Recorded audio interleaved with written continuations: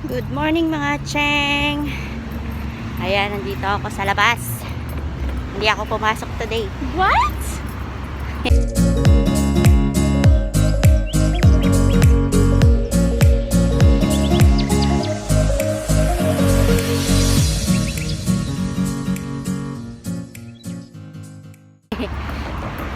Ayun yung ayun ang trabaho ko. Yun.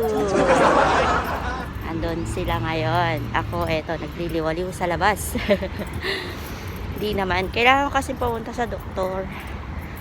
Kasi inuubo ako.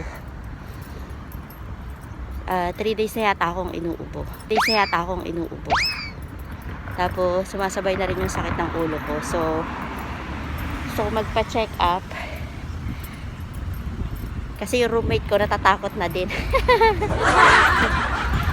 Kaya to make sure, papacheck up ako. Then kung i-allow nila na magpa-swab test ako, I'll do it. Para, alam mo yun, para hindi na ako nag-iisip kung bakit ganon. Ano ba talaga to, ganon. So, let's see. Samahan. Malapit lang naman yung hospital dito. Kaya hindi ko alam kung magta-taxi ako o magbabas. Kasi kakadaan lang ng bus. Yan. Tawid tayo. Naka-skip ako na isang araw sa trabaho. Grabe. Parang first time ko yata to. Ay, hindi. Second time maybe. Ay, sorry.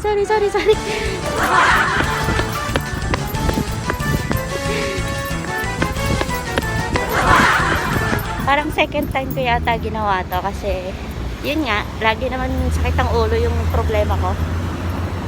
Pero hindi ako na-absent ng walang dahilan. Kaya ayan, mag-antay muna tayo ng bus. Ang init. So 10 o'clock na dito in the morning.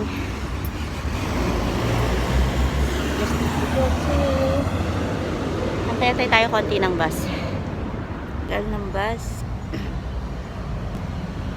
Siguro mas matagal pa yung ipag-aantay ko ng bus kaysa dun sa ita-travel ko from here to the hospital. Kasi parang 5 minutes lang yata nandun na ako sa hospital.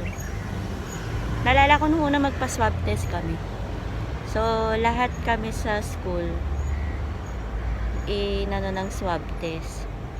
Di, syempre, ang laki nung Johnson's badge ba yun? What? Isinuot sa ilong ko. Sabi ko doon sa sa Indiana yata yung yung nurse doon. Sabi ko, pwedeng slowly lang. Sabi niya, okay. Eh di yan na, tingalaan lola nyo. Sinuot si Johnson's ba si pang swab. Tapos sabi niya, okay, done. Sabi niya ganun. Tapos yun naman yung pang swab naman nandun pa din sa ilong ko. Sabi ko, ano kaya yung done na daw tapos iniwan yung yung pang swab sa ilong ko. Tapos as in siya, ang lalim. Sa ilong pa yun ewan ko lang ngayon kasi sabi nila iba-iba daw eh. Merong dalawang ilong ang sinusuotan, tapos meron sa lalamunan. Let us see today. Pero feeling ko wala naman to. Kasi nung nakaraan kasi 'di ba nag-fog. So parang sinipon, syempre after sipon ubo. Kaya lang pag kasi nag-start siya na umubo ako, dire-diretso na as in ang sakit na sa lalamunan. Kaya magpapa-check up muna ako para mabigyan ako ng gamot. And then kung then after sasabihin ko nga na magsa-swab test ako to make sure. So feeling ko naman i-allow nila yun. So, tingnan natin. Because this time, hindi na siya cover ng company. Ewan ko kung i-cover siya ng insurance ko. Pero, let's see. Kung babayaran ko naman, hindi ko din alam kung i-reimburse ng school. Pero, itatry ko pa din. At least, I try. Hala, ang tagal ng bus. Sakit sa ulo ng init. Mga na ulit dito yung mga kaso na ganyan. Akala ko 2021 magiging maayos na. Alam mo yun, yung smooth na, nawala na talagang mga COVID. Yung kumbaga, pagaling na dapat ang 2021. Pero hindi. Ang dami na namang cases. Kaya, nako, ingat-ingat tayo. Hindi naman ako naglalabas ng bahay. Pangkaraniwan labas lang namin ng bahay, pupunta ng grocery. Kasi hindi naman pwede hindi ka pupunta ng grocery. Yun lang. Kaya, I'm sure wala naman to. Hindi naman siguro. Pero, hopefully nga, hindi ako pasok. Kasi syempre, Lord, wag muna. Di pa. Lord, wag mo muna ako kukunin agad. Kasi diba, yun yung nakakatuwa dito eh. Sa Pilipinas, pag nagka-COVID ka, mostly mamamatay, diba? Kumbaga worst yung condition. Pero dito naman, parang normal lang. Dito pag kapag ka nagka-COVID ka, parang normal lang siya na lagnat. Lagnat, sipon, ubo, ganun. Tapos after 14 to 15 days, okay ka na ulit. Ganun yung cases nila dito. Pero pag sa Pilipinas, parang sobrang or maybe ganun yung first attack ng virus, ng corona. Ganun siya ka-strong siguro before. Kasi meron din ako mga kaibigan na kakilala dito na nagkaroon din ng ganyan, na nagka-COVID. Pero parang normal lang. After 15 days nga, balik na ulit sila sa trabaho. Diba?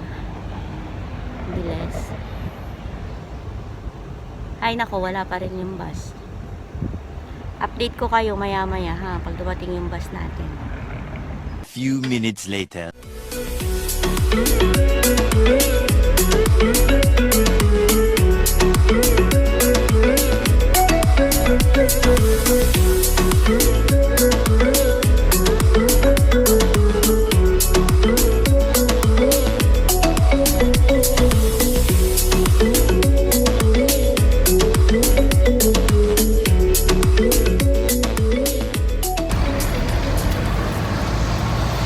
Yan. Iba na pala daanan dito.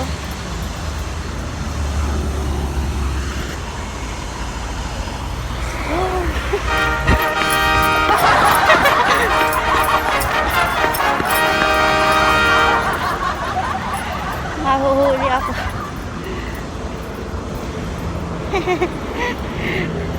Siyempre, Pilipina, tumatakbo. Iba na pala yung daanan niya. Kasi nga pala, may bagong bukas na metro station dito. Bus, eto dito. Ayan po. May dadaan dyan, IBN Batuta.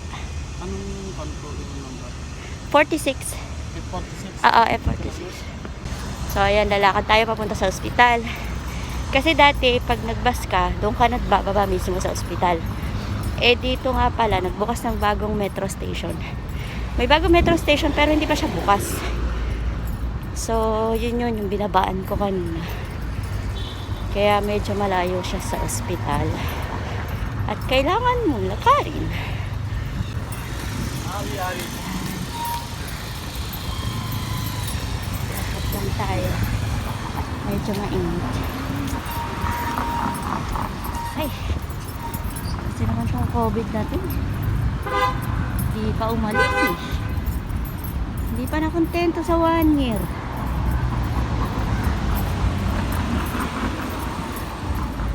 Nagsama pa ng kamag-anak niya. Maawa ka naman. Hindi kami makapagpatuloy sa mga ginagawa namin sa buhay. Ikaw talaga. Nahimik ka na, uy. Kinausap. Ito pala ang tawiran. Ayun pala yung tawiran.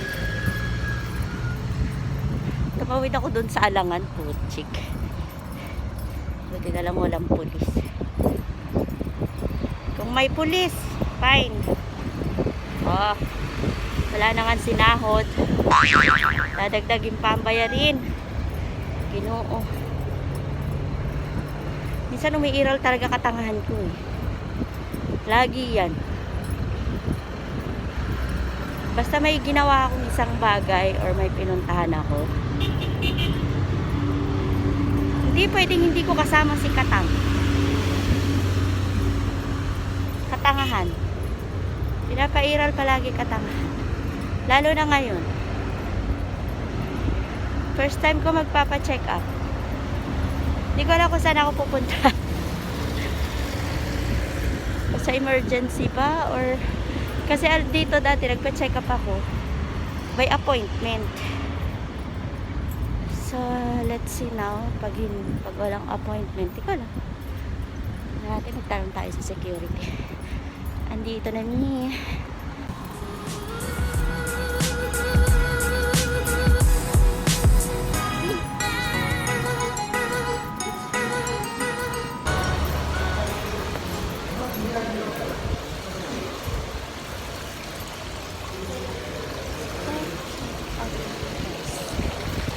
Wala namang information.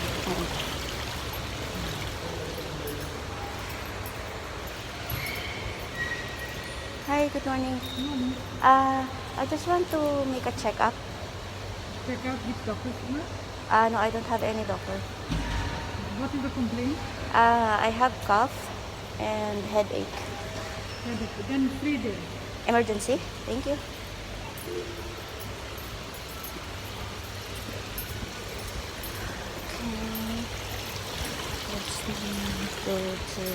So, dito ako ngayon sa emergency room kasi sabi dun sa reception dito daw. So, antay-antay muna tayo kasi mukhang may mga nakapila dito. Magtanong tayo maya-maya. Antayin natin yung nurse pagdating niya. So, ayun, nilipat nila ako dito sa kabila sa tabi ng emergency room kasi isineseparate na daw nila yung mga may symptoms.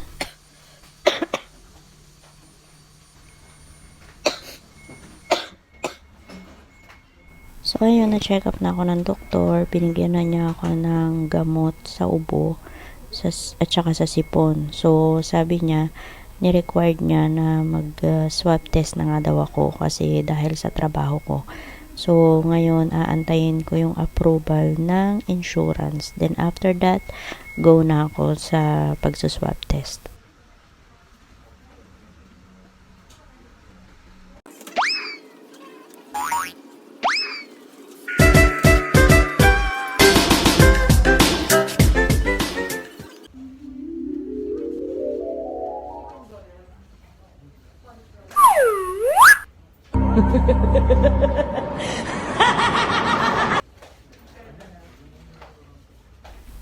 Anong petsa na?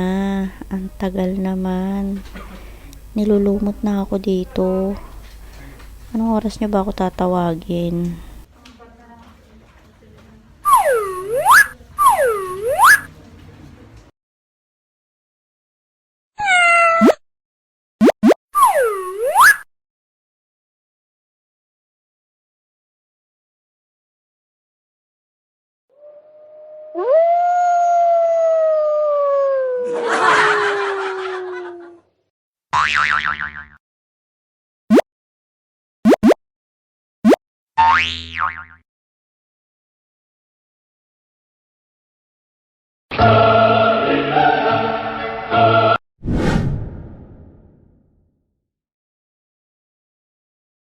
Few minutes later. So, ayun, tapos na ako mag-test. Ang tagal ko nag-antay, siguro mga 3 hours kasi kailangan pa ng approval ng insurance kung i-cover yung aking swab test. So, sa ilong na naman siya. Grabe siya. Napaluha ako kasi ang lalim. Tapos, ayun na nga, hindi na ako nakapag-video doon kasi ang daming tao. Tapos, nakakatakot kasi tahol kami ng tahol. Tapos, nandito ako ngayon sa Pizza Hut. Yan. Kasi, syempre, nagutom.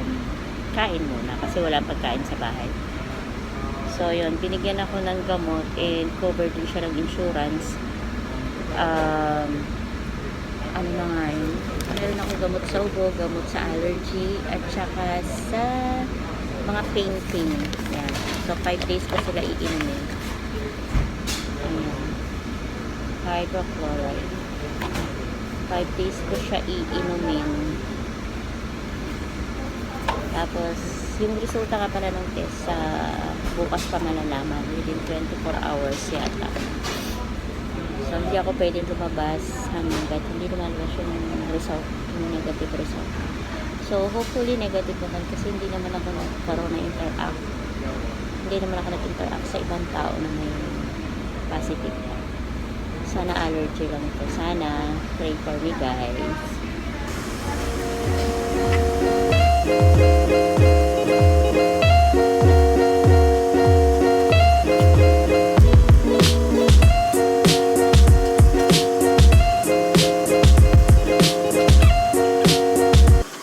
The next day.